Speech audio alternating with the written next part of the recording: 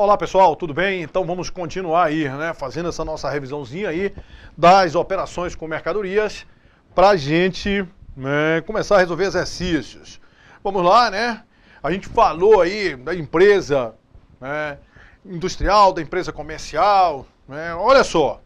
Então, resumindo, né, deixa até eu colocar aqui em tela grande pra gente ver aí maior o que é que acontece. Uma empresa comercial, quando vai comprar mercadoria para revender, ela vai recuperar o quê? ICMS. Agora, se me falar que é na sistemática não cumulativa, aí além de ICMS, recupera PIS e COFINS, certo? Só quem recupera IPI é quem? É a indústria comprando para industrialização, certo? Se você comprou para consumo, você não vai recuperar nada. Tudo vai para onde? Tudo vai para o seu estoque de consumo.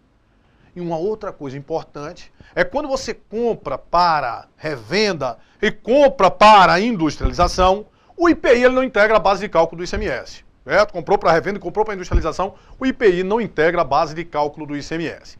Agora, na sistemática não cumulativa, o PIS e COFINS ele vai ficar, né, muito parecido com quem? Com o ICMS. Então quer dizer que na compra, além de você recuperar ICMS a recuperar, você também vai recuperar quem? Também vai se recuperar PIS e COFINS, certo? Agora, uma grande coisa que você tem que ficar esperto é o seguinte, é que a base de cálculo do PIS e COFINS, quando você vai comprar para recuperar, o que é que acontece?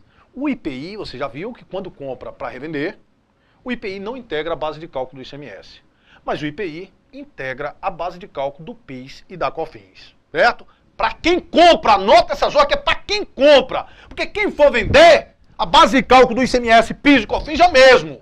Certo? É o mesmo. Agora, para quem compra, o IPI integra a base de cálculo do PIS e COFINS. E não integra do ICMS. Ah, senhor, mas isso é bitributação. Pessoal, isso é bom. Bom, porque você vai ter um crédito maior de PIS e COFINS. Né? Se o ICMS na compra ele incidisse, né, o IPI incidisse, ele ia ter um crédito maior de ICMS. Né? Iria ter um crédito maior. Então, pessoal, se liga aí nisso aí, nessa coisa, né? De você. Porque você não pode ficar lá sem saber essa coisa. Fazer por tentativa e erro, né? Por erro e tentativa. Olha só. Então você tem que estar com tudo organizado, saber essa parte de tributos. Muito importante você saber a parte de tributos. Comprei mercadoria, portanto, quanto é que eu vou levar para o meu estoque?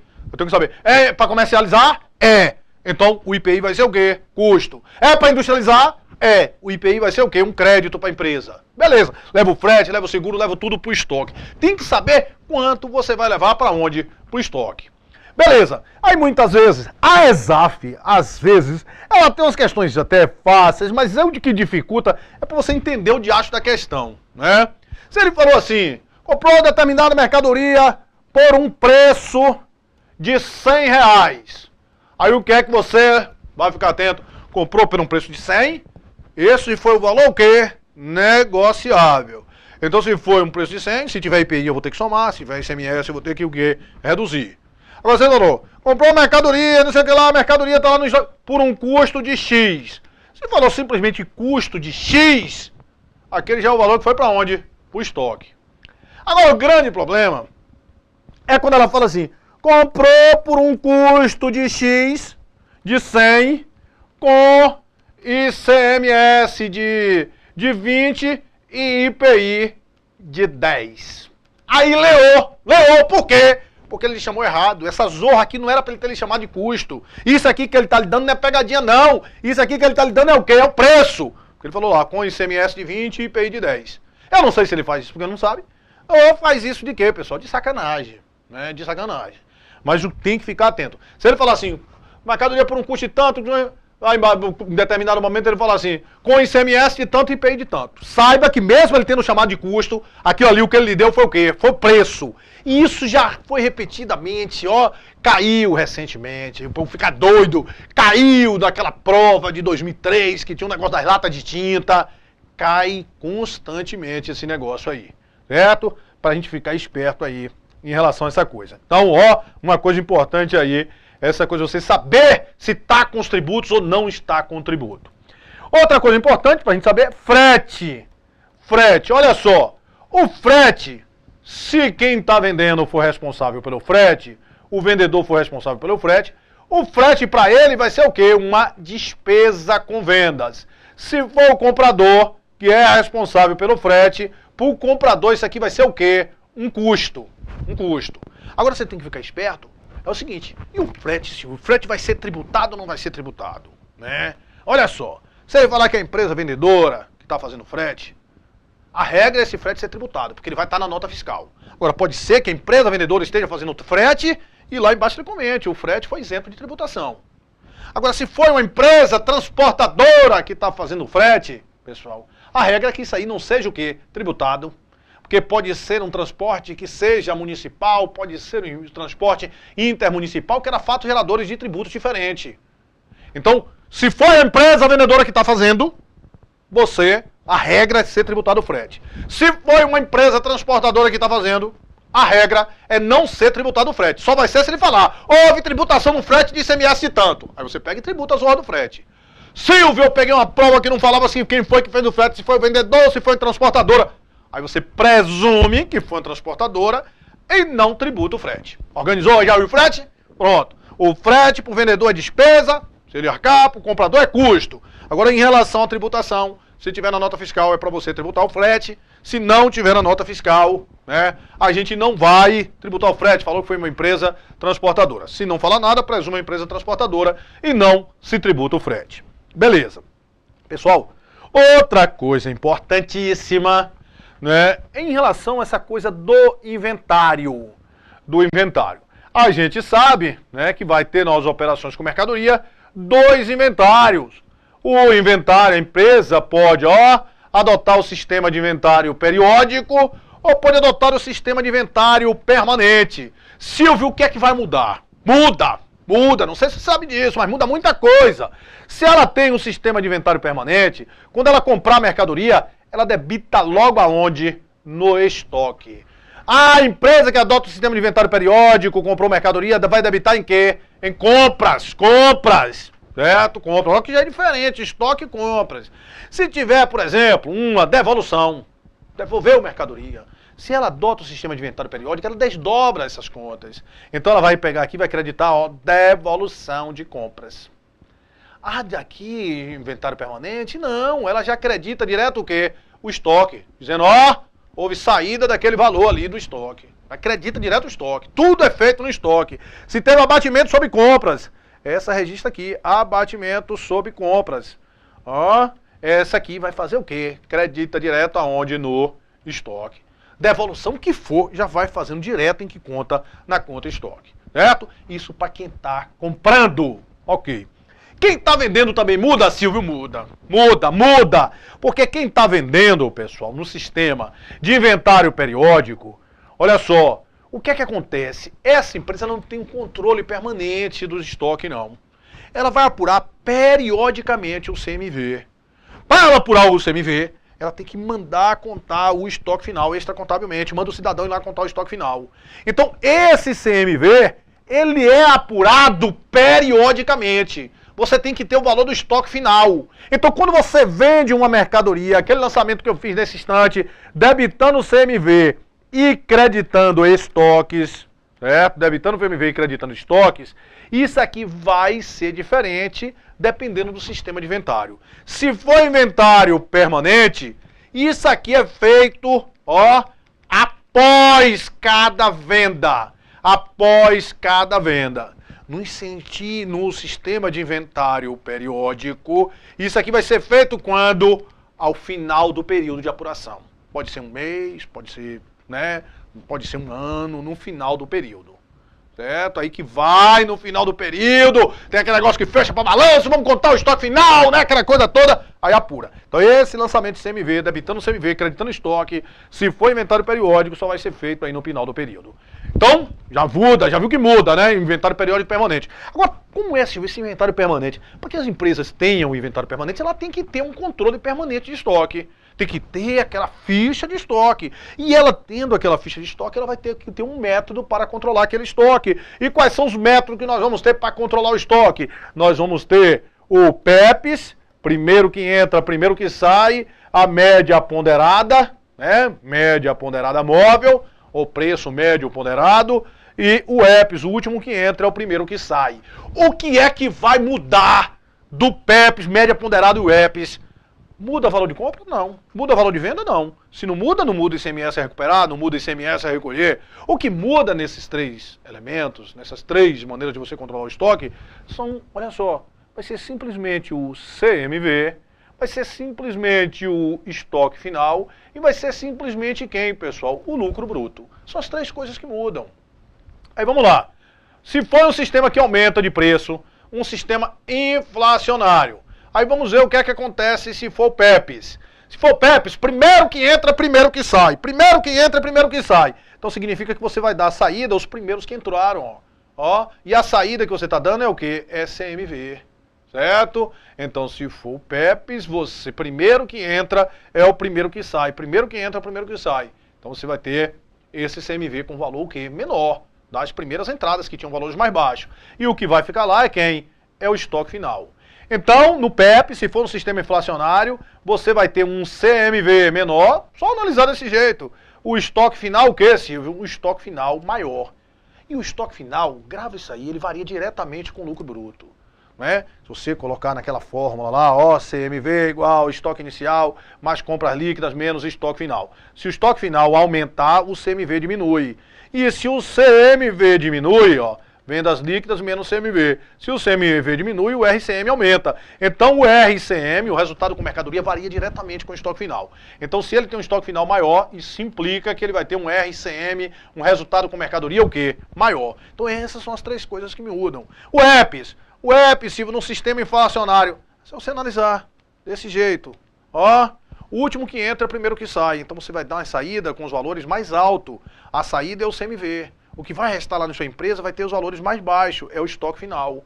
Então o CMV vai ser o quê? Vai ser maior e o estoque final vai ser o quê? Vai ser menor, estoque final menor. Isso significa o quê? Lucro bruto também menor.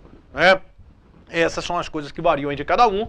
Quando você vai avaliar o estoque, está lá na Lei 6.404, que ela disse que o estoque vai ser avaliado por custo ou mercado dos dois o menor. Certo? O custo ou mercado dos dois o menor. A gente tem o pronunciamento que trata de estoque, que é o CPC 16, e ele diz que vai ser avaliado por custo ou valor realizável líquido, né, dos dois o menor. O CPC 16, então perguntar segundo o pronunciamento, vai ser, né, custo ou valor realizável líquido dos dois menor. Então essas são as coisas aí que vão mudar, né? Dependendo do método aí que você adotar de controle de estoque, né? PEPs, média ponderada e o EPS. Essa média ponderada também, pessoal, média ponderada. Essa média ponderada, ela pode ser móvel, ou seja, toda vez que você fizer uma compra por um valor diferente que você fez, né? Você apura o quê? Uma média. Comprei por um valor de um custo diferente que eu tinha no estoque, eu apuro a média. Comprei por um custo que eu tinha diferente no estoque, eu apuro a média. Beleza. Agora ela pode ser uma média ponderada fixa. O que é uma média ponderada fixa? Média ponderada fixa, você vai pegar todas as entradas do período. Né? Vai ter naquelas vendas? Vai. Comprou, vendeu. Mas você vai apurar, no final, uma média fixa para aquele período. E depois, todas as saídas que deu, você dá com aquele valor da média. Certo? A média pode ser ponderada móvel e média fixa. A média fixa, você tem uma média para todo o período. Beleza. Existe também, né, o preço específico, né, determinadas coisas que não são facilmente, né, vendáveis, a gente adota um preço específico, unidades imobiliárias. O 604 tem um valor diferente do 308, que tem um valor diferente do 25º, né? Então tem esses valores diferentes, pode ser controlado através do preço específico. De acordo com o pronunciamento, ou você vai ter o preço específico, né, que são normalmente não são tão intercambiáveis. Se eles forem intercambiáveis é trocado com mais facilidade, a gente vai adotar a média ponderada móvel, ou então o quê? Ou então PEPs. Não é admitido o EPS, nem pela legislação fiscal, nem pelas normas aí de contabilidade. Perfeito, né? Mas eu sei que isso cai em prova, essa surra às vezes cai em prova, mas cai em prova para quê? Para alinhar com o concurseiro, porque hoje se você for ver todas as empresas, né, um armazenzinho mais lenhado, ele tem um controle permanente de estoque, acabou com aquele negócio de fechar para balança no final do ano, você viu, não tem mais isso, né? Não tem mais isso, porque todo mundo tem controle permanente aí dos estoques. Beleza, né? a gente passou e a gente vai revisar várias coisazinhas aí nas questões. Queria dar essa, né, fazer essa explanação inicial aí, para que a gente desse uma revisada aí nos tópicos. Mas vamos lá, o que interessa, Silvio, é o curso. E eu comprei o curso de questões, então vamos resolver questões, Silvio. Vamos lá, né? Primeira questão, né? Questão caiu aí na prova de analista. A empresa Metal Fino Limitada não sofre tributação nas operações de compra e venda, não foi tributada. Só opera com transações extra-caixa, utiliza o método de controle permanente do estoque, aí controle permanente, tem que ter lá o que? Um método para controlar PEPs, o EPS, preço médio, com avaliação preço médio ponderado. Em 15 de outubro, a empresa realizou vendas de 120 unidades ao preço de 12. Esse preço de venda interessa para você achar o lucro, porque o controle de estoque lá que você faz é com preço de custo. As compras foram de 50 unidades cada uma em 5/10 e a R$11 em 18/10. Já vinha o estoque de mercadorias em setembro de 500 unidades a 100. Ele quer que a gente apure o custo daquelas mercadorias que foram vendidas. Aí você tem que ver a coisa cronológica, né? Em setembro, ele me disse que tinha um estoque inicial de 100 unidades a 5. Né? 100 unidades a 5, que deu quanto? Deu 500. Aí ele me disse que no dia, em 5/10, foram compradas. Compradas quantas unidades? Tá lá 150 unidades a 8. Então 150 unidades a 8 vai dar quanto? Vai dar 1.200. Né? Vai dar 1.200. Beleza. Aí ele me disse também que foram compradas em 18/10. Quantas em 18/10? 60 unidades a 11. Perfeito. 60 a 11 vai dar 660. Ok. Mas só que ocorreu a venda, ele quer essa venda, só ocorreu uma venda. E essa venda ocorreu quando, Silvio? Essa venda ocorreu em 15/10. Então, quando ocorreu essa venda em 15/10, aí eu tenho que achar o custo naquele momento, qual era o custo do estoque, certo? Beleza. Então, significa, Silvio, que aqui eu tinha 250 unidades, com que valor? Com um valor de 1.700. Então, eu acho esse custo unitário. Quem vai ser o custo unitário? 1.700 dividido por quanto? Por 250, 170 dividido por 25, que isso aqui vai dar 6. 6 vezes 25, 150 para 170, 20, 200 dá 8. 68 é o custo unitário, 6,8. Certo? Ele me disse que houve essa saída em 15/10, houve. 15 de outubro foram vendidas 120 unidades. Vendeu 120 unidades a quanto, Silvio? A 6,8. 120 unidades a 6,8. Aí você multiplica aqui por 12, 2 vezes 8, 16 a 1, 2 vezes 6, 12, 1, 13. 1 vezes 8 é 8, 1 vezes 6 é 6. Temos aqui, 816 vai ser o valor dessa saída que nós daremos, né? Portanto, o CMV vai ser justamente isso, 120 unidades vezes o custo médio unitário naquele momento, que é 6,8. Logo, teremos um CMV de quanto? De 816. 816, portanto, a alternativa correta, letra D de dado. Por quê? Porque foi a média ponderada, móvel, né? Preço médio ponderado. Ah, Silvio, mas não falou nada aí. Mas não falou nada, presume-se que é a móvel. Se fosse a fixa, ele te falava. Silvio, se fosse a fixa, como era que eu iria fazer essa questão? Você ia somar essa zorra toda aqui, Quanto você tinha, quanto entrou, você tinha quanto aqui? 310 unidades. E o período todo tinha quanto? 170, 3, né? 170, 230, 2.360, dividido por isso aqui, a gente iria achar uma média, e achando essa média, a gente multiplicaria pela quantidade vendida. Isso seria a média ponderada fixa, que não foi o caso, a média ponderada móvel. Toda vez que você faz uma compra, né, por um valor diferente que você tinha no estoque, você apura uma média.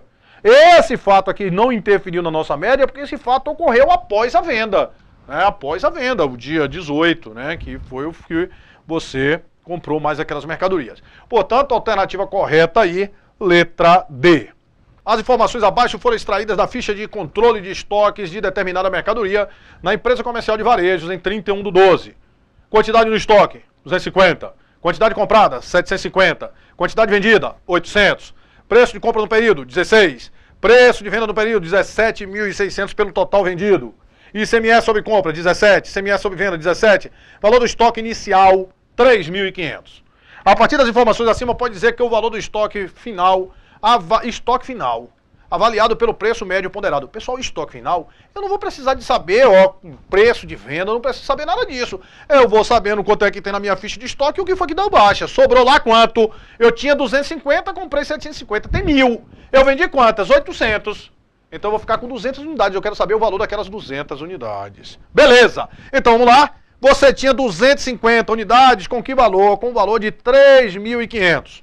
Comprou 750 unidades. Silvio, pelo um valor de 16. 16, pessoal, 16 é o quê? É o valor da negociação, mas você leva ICMS lá para sua ficha de estoque? Levo não, Silvio. Então eu tenho que tirar o ICMS. 16 vezes 0,83, não é isso? Então ali nós vamos ter 13,28 é o valor que eu vou levar para o estoque, né, correspondente àquele custo ali de 16. Por quê? Porque de 16 eu tenho 17% que é ICMS. 17% de ICMS vai dar 2,72. Então 13,28 vai ser o custo que eu vou levar para o estoque. Beleza. 13,28 vezes quanto? Vezes 750, que isso vai dar 9.960. Ah, Silvio, então ficou fácil, né? Agora, você também poderia pegar, multiplicar tudo, que daria 12.000, e tirar os 2.040, né, correspondente ao ICMS, os 17% lá de tudo. Mas não, beleza, aqui eu vou ter 1.000 unidades, com custo de quanto? 0, 6, 5, 9, 14 a 1, 13.460. É isso? 13.460 dividido por 1.000, eu vou ter aqui quanto? O custo unitário, 13,46. 13,46. Aí significa, ele me disse que venderam 800 unidades no período. Vendeu 800 unidades no período. Me interessa preço de venda? Não. Vendeu 800 a quanto? A 13,46. Sobraram quantas? Sobraram 200. A quanto? A 13,46. Ah, certo, Silvio. Então isso aqui é o estoque final, que sobrou 200 unidades a 13,46. Beleza, então vai ser 2 vezes 1.346, né? Que nós vamos ter 2.692, vai ser o valor aí do estoque final. 2.692, portanto, a alternativa correta aí, letra B de bola. Beleza, pessoal? Aí a gente dá uma paradinha para tomar água e já volta aí com mais questões. Até já.